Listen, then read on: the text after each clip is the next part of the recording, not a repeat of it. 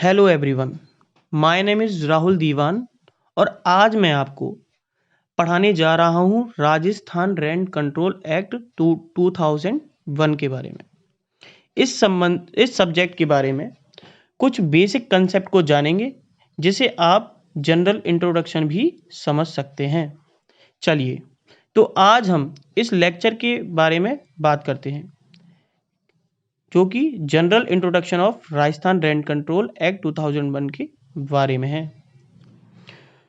तो आज हम इसे एक स्मॉल स्टोरी के माध्यम से समझने का प्रयास करते हैं, जहां हमें पता चलेगा पार्टीज के बारे में, अबाउट द पार्टीज, उनके रिलेशंस के बारे में, उनके बीच होने वाले एग्रीमेंट के बारे में और उस एग्रीमेंट में डिसाइड होने वाले टर्म्स एंड कंडीशंस के बारे में भी। और सबसे मेन इम्पॉर्टेंट बात, राजस्थान रेंट कंट्रोल एक्ट 2001 के बारे में एप्लीकेबिलिटी, स्कोप और पर्पस के बारे में भी हमें पता चलेगा। चलिए, तो अब हम एक कहानी स्टार्ट करते हैं। एक रेडिक नाम का व्यक्ति था। वह जयपुर, जो कि एक म्युनिसिपल एरिया है, में कमाने के लिए जाता है और वहां जैसे तैसे कमाने के साधन अर्थात जॉब ढूंढ लेता है और उसके बाद एक घर अपने रहने के लिए भी देखता है और उसे एक घर मिल भी जाता है। वह उस मकान मालिक से मिलता है और उनके सामने घर को किराए पर लेने का ऑफर रखता है। वो भी उस घर की सुख सुविधाएं मीन्स फैसिलिटीज अर्थात अमेनिटीज, इन फैसिलिटीज को अमेनिटीज भी कहा जाता है, को देखने के बाद और दोनों के बीच में अर्थात रेडिक और मकान मालिक के बीच में रेंट अर्थात किराया और कुछ टर्म कंडीशंस डिसाइड होने के बाद एग्रीमेंट बनता है। उस एग्रीमेंट में वो सारी टर्म्स कंडीशन लिखी होती हैं जो उनके सामने डिसाइड हुई थी, और वो भी सहमति से। और इस बात के बारे में हम जानते ही हैं कि सहमति अर्थात free consent means free consent. Contract में हमने पढ़ा ही है कि दो पार्टीज के बीच में अगर किसी भी प्रकार का कॉन्ट्रैक्ट होता है तो उसमें कंसेंट की, फ्री कंसेंट की आवश्यकता होती है और ये मेन इंपॉर्टेंट एलिमेंट होता है।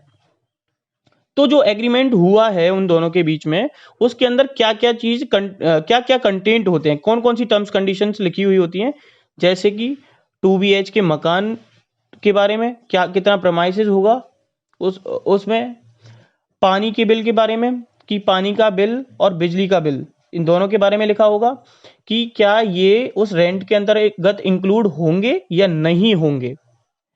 रेंट अर्थात किराया कितना होगा, और उस मकान की छत जो है क्या उसको यूज किया जाएगा या नहीं किया जाएगा, क्या वो उसके अंदर छत भी इंक्लूड होगी उस मकान में, उस 2 BH के मकान में। और भी कई सारी बातें जैसे कि डेट, टाइम पीरियड, इसका मतलब ये हुआ कि कितने टाइम पीरियड के लिए वो मकान आप ले रहे हो, 10 महीने के लिए, 5 महीने के लिए, 11 महीने के लिए, जो भी टाइम पीरियड होगा वो उसके अंदर मेंशन किया जाएगा उस एग्रीमेंट में।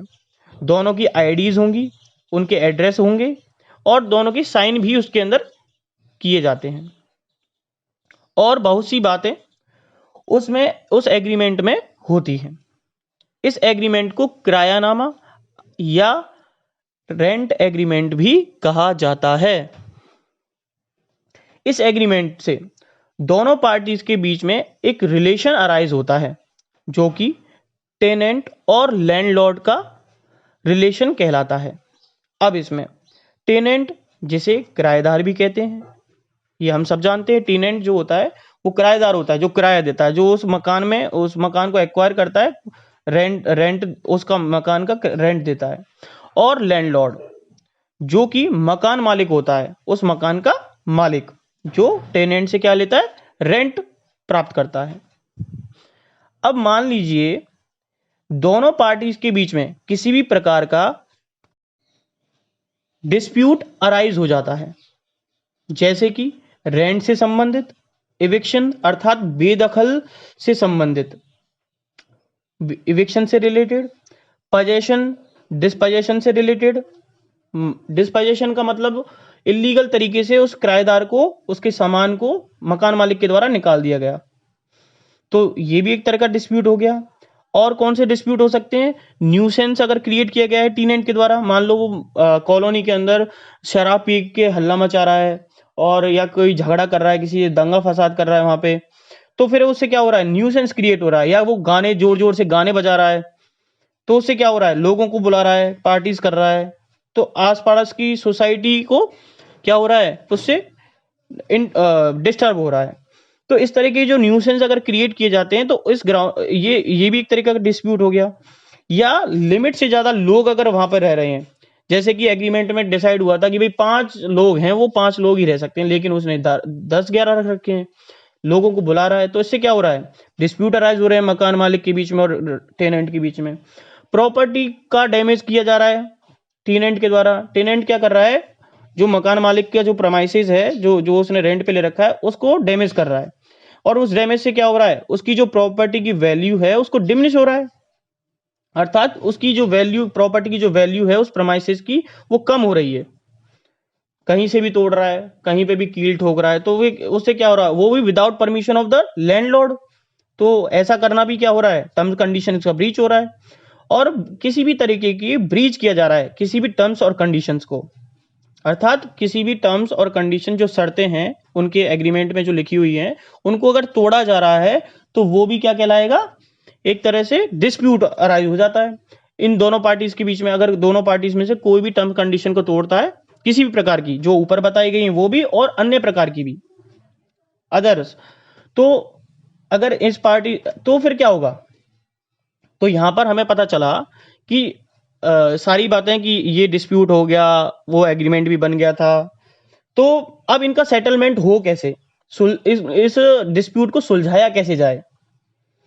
तो फिर हमें हमारे दिमाग में काफी सारे प्रश्न उठते हैं इन बातों को लेकर कि अगर डिस्प्यूट हुआ है तो इससे संबंधित एप्लीकेशन कहाँ फाइल की जाए? क्या रेमेडीज उन पार्टीज के लिए अवेलेबल होंगी, मींस उपलब्ध होंगी? और अगर रेमेडीज उन पार्टीज के लिए जिनके बीच में डिस्प्यूट हुआ है तो वो कौन कौन सी होंगी? और वो रेमेडीज अगर हैं तो वो कहाँ पर मेंशन है? इस प्रकार के हमारे दिमाग में काफी सारे क्वेश्चन उठते हैं। और अगर वो मेंशन है तो हमें उन रेमेडीज को कौन दिलवाएगा? पार्टीज के राइट्स को कौन प्रोटेक्ट करेगा? ये सारे प्रकार के हमारे दिमाग में क्वेश्चंस उठते हैं। क्या कोर्ट प्रोटेक्ट करेगी? क्या ट्रिब्यूनल प्रोटेक्ट करेगा? या रेंट अथॉरिटी पार्टीज के राइट्स को प्रोटेक्ट करेगी? तो इस प्रकार के काफी सारे हमारे दिमाग में क्वेश्चंस उठते हैं, रेमेडीज से रिलेटेड, राइट से रिलेटेड, हमारे प्रोटेक्शन से रिलेटेड, उन जो पार्टीज हैं उनके बीच में जो डिस्प्यूट अराइज हुआ है उसको सुलझाने से रिलेटेड, उससे सेटलमेंट से रिलेटेड, तो काफी सारे। तो अगर ये सारी चीजें हैं तो वो कहाँ लिखी हैं, और वो एप्लीकेशन कहाँ फाइल होगी, और कौन सा जुरिस्डिक्शन होगा, और उस एप्लीकेशन जो कि डिस्प्यूट से संबंधित है वो कहाँ करनी होगी, कहाँ फाइल करनी होगी? इस प्रकार के सभी प्रश्नों का निवारण, मींस सॉल्यूशन, एक लॉ है उसके अंतर्गत मिलता है। वो एक लोकल लॉ है, क्योंकि ये राजस्थान से संबंधित है, राजस्थान से संबंधित है, तो राजस्थान का लोकल लॉ, कौन सा law? Rajasthan rent control act 2001। इसके अंदर, इस लॉ के अंदर सभी वो बातें बता रखी हैं। तो ये जो सारी बातें हैं जो कि हमें टीनेंट और लैंडलॉर्ड से संबंधित बातें जो हैं, वो सारी की सारी राजस्थान रेंट कंट्रोल एक्ट बताता है कि पार्टीज के राइट्स क्या होंगे, पार्टीज की लाइबिलिटीज क्या होंगी, अगर डिस्प्यूट अराइज हो जाएगा तो उससे संबंधित जो भी बातें हैं वो कौन सा एक्ट बताता है हमें, राजस्थान रेंट कंट्रोल एक्ट। तो इस प्रकार आज हमने राजस्थान रेंट कंट्रोल एक्ट 2001 के जनरल इंट्रोडक्शन के बारे में जाना। ठीक है, तो अब हम नेक्स्ट क्लास में कुछ और बातें जो राजस्थान रेंट कंट्रोल एक्ट 2001 से संबंधित हैं उनके बारे में जानेंगे और नए प्रश्नों के साथ मिलते हैं। धन्यवाद।